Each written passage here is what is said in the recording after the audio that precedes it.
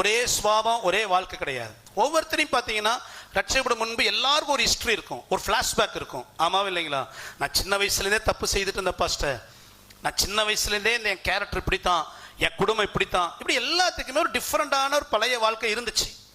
ஆனால் ரட்சிக்கப்பட்ட பின்பு அது தொடரக்கூடாது. தினந்தோறும் அந்த பழைய வாழ்க்கைக்கு நாம் சாகர்களாய் மாறணும். அதுதான் பாவத்துக்கு மரிப்பது. அதான் பாவத்துக்கு மரிப்பது.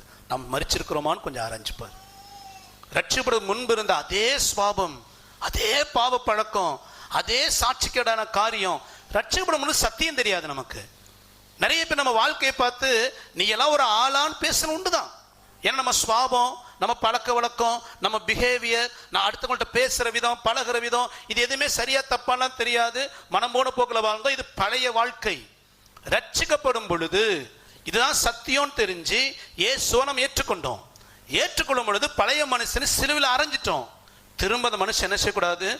வெளிப்படக்கூடாது. இன்னைக்கு வாழ்க்கையில் வெளிப்படுதுன்னா தயவு செய்து சொல்கிறேன், மனம் திரும்புங்க. நீங்க மனம் திரும்பாம பரலோகத்துக்கு வர முடியாது. அல்லேலூயா. அந்த கண்ணாடி கேட்டு யார் ஓப்பன் பண்ணாலும் ஓப்பன் ஆகும். ஆமாவும் இல்லைங்களா? ஞாயிற்றுக்கிழமை இங்கே வந்து திறந்து உள்ளே வந்தாச்சுன்னா நீங்கள் எப்படிப்பட்ட ஆளாக இருந்தாலும் அந்த டோரை இழுத்தீங்கன்னா திறக்கும். நீ உள்ளே வந்து உட்காரலாம், பாடலாம், ஆராதிக்கலாம், போகலாம். பரலோக கேட் அப்படி இல்லை. நீங்கள் மாறாமல் உள்ளே வந்து இங்கே வந்து உட்காரலாம், அங்கே வர முடியாது, அங்கே வர முடியாது. ஆகவேதான் பவுல் எச்சரிப்பாய் சொன்னார் எபேசு சபைக்கு, நீ புறஜாதி மார்க்கத்தை விட்டு திரும்பி வந்த, விக்கிரக ஆராதனை விட்டு விலகி வந்த, விபச்சார வேசித்தனத்தில் விலகி வந்த, ஆனாலும் இந்த பழைய வாழ்க்கை இன்னும் தொடர்றியே, நீ மரித்து பிழைக்கிறவளா இருக்கணும் பவுல் எச்சரிப்பாய் சொல்லுகிறார். ஸோ பழைய மனுஷன் போது ஒன்று நம்முடைய பழைய வாழ்க்கை. இந்த பழைய மனுஷன் இன்னொரு பொதுவான வாழ்க்கையை குறிக்கிறது. அதைத்தான் இன்னைக்கு கொஞ்சம் டீட்டெயிலாக பார்க்க போகிறோம். நல்லா கவனிங்க. ஒன்று பழைய மனுஷங்கிறது எல்லாருக்குள்ள இருந்த பழைய வாழ்க்கை, அது டிஃப்ரெண்ட். அதுக்கு நம்ம மனம் திரும்பணும். இன்னொரு பழைய மனுஷன் யார்? இந்த பழைய மனுஷன் அவன் தன்மை என்ன? வாசிங்க.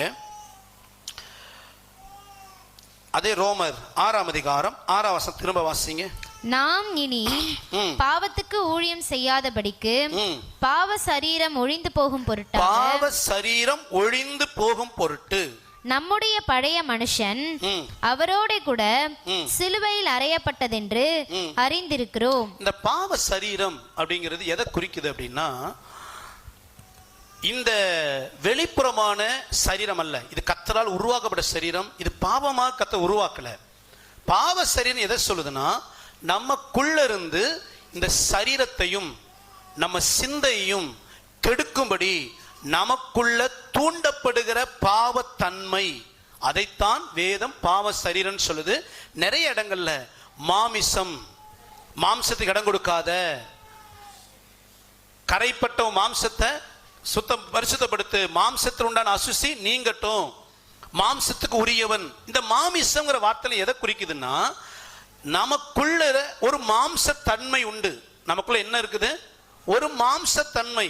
இந்த தன்மை என்னன்னா, நீங்க சங்கீதம் 51:5 வசனம் வாசித்தீங்கன்னா தாவீது சொல்லுவாரு, என் தாய் என்னை பாவத்தில் கர்ப்பந்தரித்தால் நான் துர்குணத்தில் உருவானேன். நம்ம பிறக்கும் பொழுது எப்படிதான் பிறந்தோமா? எப்படிதான் பிறந்தோம்? இதே சரீரத்தில் தான் பிறந்தோம். இந்த சரீரம் பாவம் கிடையாது. நாம நன்மை தீமை அறியாத குழந்தையாய் பிறந்த பொழுதே நமக்குள்ள ஒரு தன்மை இருந்தது, அந்த மாம்சத்தன்மை. அந்த மாம்சத்தன்மை எப்படிப்பட்ட தன்மைனா, துர்க்குணம், பொல்லாதது, அருவருப்பு, பாவம் செய்கிற இந்த மாம்சத்தன்மை எல்லாருக்குள்ள இருந்துச்சு. நாம வளர வளர வளர அந்த மாம்சத்தன்மை நமக்குள் வெளிப்பட்டு நம்மை கரைப்படுத்தியது. 2 வயசு பிள்ளை ஒரு விஷயத்தை கேட்டவுடனே டக்குன்னு ஒரு பொய் சொல்லுது. யார் கத்து கொடுத்தா பொய்? இன்னொரு குழந்தை வச்சிருக்கிற பொருளை பிடுங்குது. யார் அந்த குழந்தை கற்றுக் கொடுத்தா? பேரண்ட்ஸ் கற்றுக் கொடுத்த கொண்டு வராங்க. அந்த பிள்ளை கையில் பிடுங்கு, அந்த பையன் கையில் பிடுங்கு. இல்ல, பிள்ளைங்க வளர்ந்து வாலிப வயசு வரும் பொழுது செய்கிற தவறை மறைப்பதற்கு ஒரு புத்திசாலித்தனமான ஞானம் வருது. எங்க போய் படிச்சுட்டு வந்தாங்க? காலேஜ்லயா, யூனிவர்சிட்டிலயா? இல்ல, உள்ள இருக்கிற அந்த மாமிசம், அந்த பழைய மனுஷன் பிசாசு அந்த மாம்சத்தை கொண்டு நம்மை தூண்டி நம்மை கரைப்படுத்துகிறான். எல்லாருக்குள்ள இருக்கிற ஒரு பெரிய பிரச்சனை, நமக்குள் இருக்கிற இந்த பழைய மனுஷன். இந்த பழைய மனுஷனை நாம் சிலுவையில் அறையணுமா? இந்த பழைய மனுஷனோட தன்மை எப்படி இருக்கும் அப்படின்னா, நீங்க வாசிங்க எபேசியர் 2 அதிகாரம் முதல் 2-3 வசனம் வாசிங்க. அவைகளில் நீங்கள் முற்காலத்திலே இவ்வுலக வழக்கத்திற்கு ஏற்றபடியாகவும் கீழ்ப்படியாமையின் பிள்ளைகளிடத்தில் இப்பொழுது கிரியை செய்கிற ஆகாயத்த அதிகார பிரபுவாகிய ஆவிக்கு ஏற்றபடியாகவும் நடந்து கொண்டீர்கள்.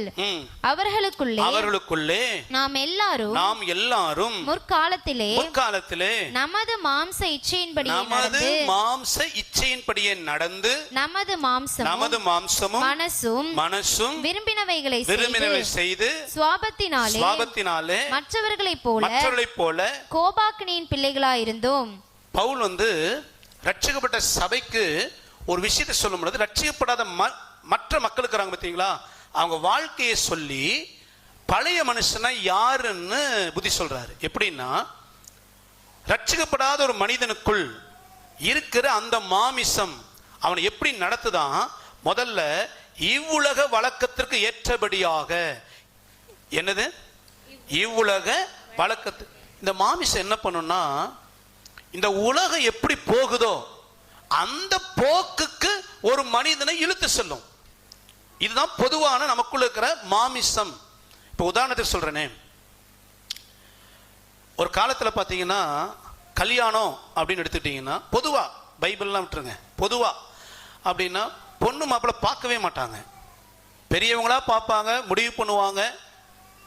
அப்பெல்லாம் இந்த மாதிரி செல்போன் கிடையாது.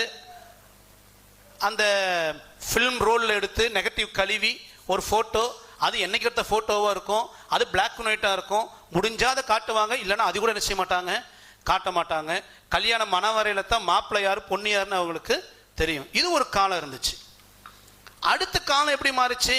பையனும் பொண்ணும் ஸ்ட்ரிக்டா, இப்படி தான் எனக்கு மாப்பிள்ளை இருக்கணும், இப்படி தான் எனக்கு பொண்ணு இருக்கணும், மூக்கு இப்படி இருக்கணும், மொழி இப்படி இருக்கணும், ஆள் இப்படி இருக்கணும், அடையாளம் இப்படி கேட்டு அதுக்கேற்ற போல பெற்றவர்கள் பொண்ணு மாப்பிள்ளை பார்த்தது ஒரு காலமாக மாறிச்சு.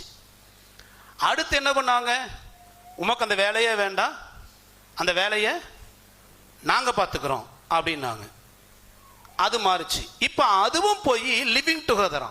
என்னது லிவிங் டுகெதர்? கல்யாணமே வேணாம், பிடிச்ச வரைக்கும் வாழுவோம், பிடிக்கலைன்னா குட் பை சொல்லிட்டு போயிட்டே இருப்போம். இப்போ அதுவும் மாறி ஆம்பளோட வாழலாம், பொம்பளை ஆண் பெண். உலகம் அதை ஏற்றுக்கொள்ளதா இல்லைங்களா? ஏற்றுக்கொள்ளுதா இல்லையா? பொண்ணு மாப்பிள்ளை பார்க்காம பெற்றவர்களே பார்த்து கல்யாணம் பண்ண நாட்களையும் உலகம் ஏத்துக்குச்சு. லவ் பண்ணி கல்யாணம் பண்ணதையும் உலகம் ஏத்துக்குது. லிவிங் டுகெதரையும் உலகம் ஏத்துக்குச்சு. ஆண் கல்யாணம், பெண் கல்யாணம். எப்படி இந்த உலகம் இதுக்கு ஒத்து போகுது? உள்ள இருக்கிற மாமிசம் உலகத்தின் வழக்கத்துக்கு ஏற்றபடி தன்னை இழுத்துக் கொள்ளுகிறது. நீங்கள் நானும் ரட்சிக்கப்படாதிருந்தால் நாமும் அப்படிதான் இருந்திருப்போம். விக்கிரக ஆராதனை, வேசித்தன காரியம். இன்னைக்கு அவங்கள போய் சொல்லி பாருங்க, இதெல்லாம் தப்புனே அவர்களுக்கு இல்லை.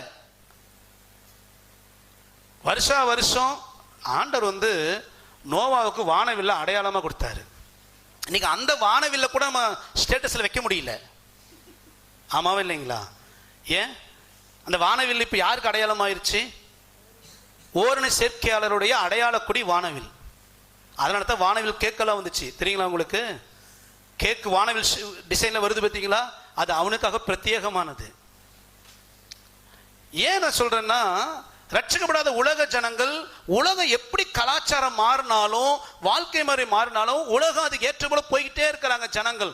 ஏன்னா உள்ள இருக்கிற மாமிசம். அதான் பவுல் சொல்றாரு, நீ ரட்சிக்கப்படும் முன்பு இவ்வுலகத்தின் வழக்கத்துக்கு ஏற்றபடி நடந்து கொண்டிருந்தியே. அப்ப நமக்குள்ள இருக்கிற பழைய மனுஷன சுவாபம் உலகத்துக்கு ஏற்றது போல இழுத்துட்டு போகும். அல்லேலூயா.